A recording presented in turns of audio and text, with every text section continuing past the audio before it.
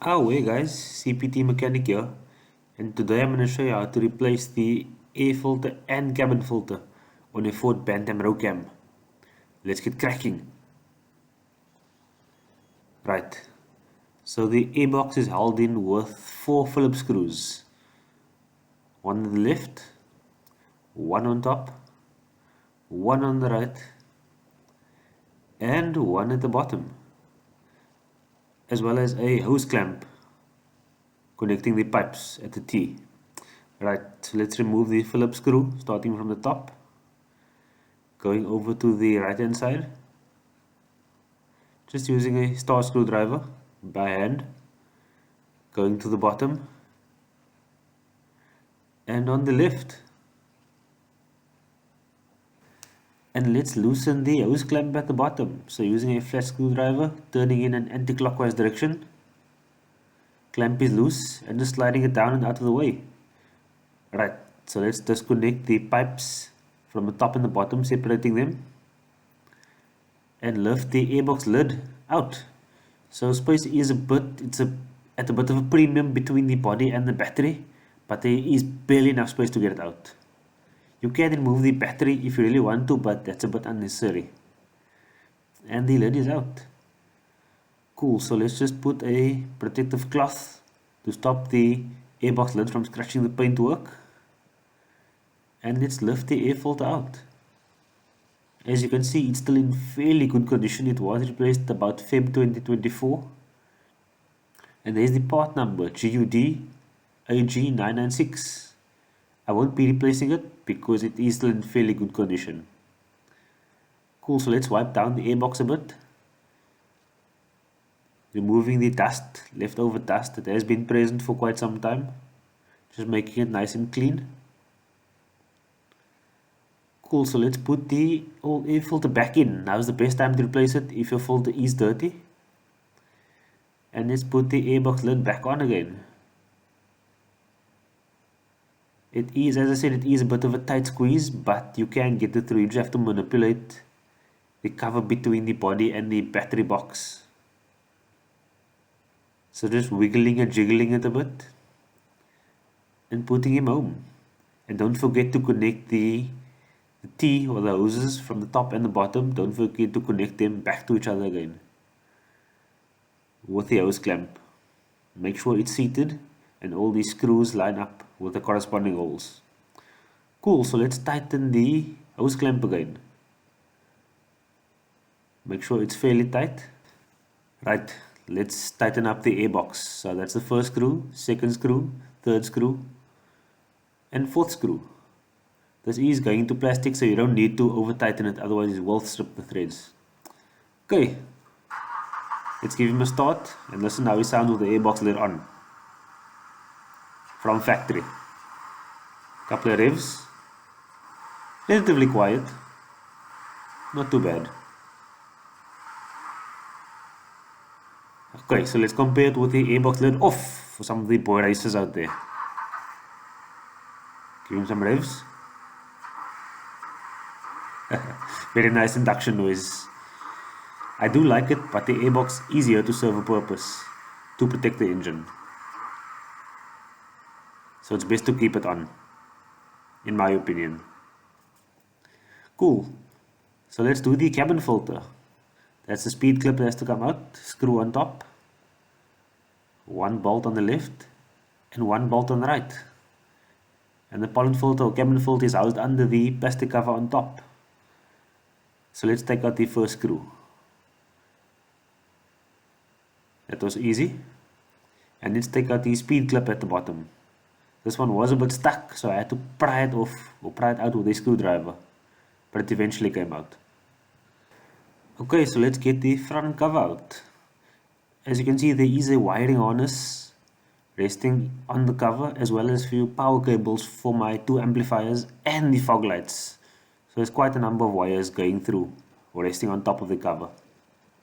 So that's the rubber protector coming out. And the cover just had to be maneuvered. Your harness will be less complicated and it should be easy to get out. And that's the cover out. Right.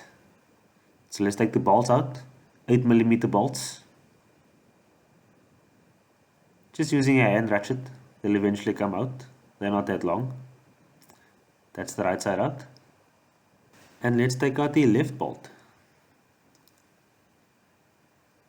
It's coming out slowly but surely. And there we go. Take the bracket out, drop it a bit, pick it up again. Okay, cool. So let's take the cover out by sliding it out. And this is the cabin filter or pollen filter coming out. It's just a standard pollen filter, it's not activated carbon. And there you can see a date code. Filter looks in fairly good nick, replaced February 2024. It's always good practice to write down the date when it was replaced. And there's a little arrow showing direction of flow. So air enters from the top, goes through the filter and into the cabin. So direction of flow is very important during installation. And this is the inside of the unit. Hey guys, if you're enjoying this video, please don't forget to like, comment and subscribe if you want to see more Rocam videos or any repair videos in future. Hope you guys are enjoying it so far. Cool, so let's clean out the debris and leaves stuck on top of the cabin filter unit. Just clearing it up a bit, making sure there's no rubbish left on top. Cool, so let's put back the cabin filter. Don't forget the direction of flow. February 2024 is written upside down. My OCD is killing me, but we move on. It's functional and it serves a purpose. So it's going back in. It's still in fairly good nick, doesn't have to be replaced as yet. So let's clean up the cover a bit. Just a quick wipe down. Get off the remaining dust or anything that we don't want on. And let's put the cover back into place. Sliding it in. Getting it roughly where it's supposed to be, making sure the holes line up. Cool, so let's put the bolts in, the 8mm bolts. Don't forget the bracket. The bracket keeps the plastic cover upright. And let's put the right hand side bolt back in as well. So just hand tightening for now, and then coming in with ratchet, making sure they are fairly tight. So that's the right one tight, and that's the left one tight. Good and tight, German talk spec.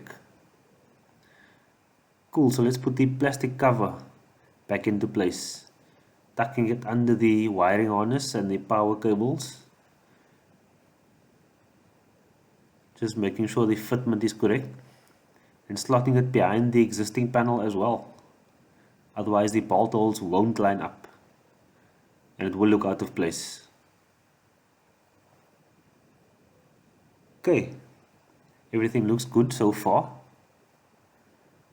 The harness and the power cables was a bit of an inconvenience, but it is what it is. Putting the rubber protector back into place. If you don't have this, your cables might rub and short out after a period of time, so be very mindful of that. Okay, so let's put the screw back in, connecting the two plastic panels to each other.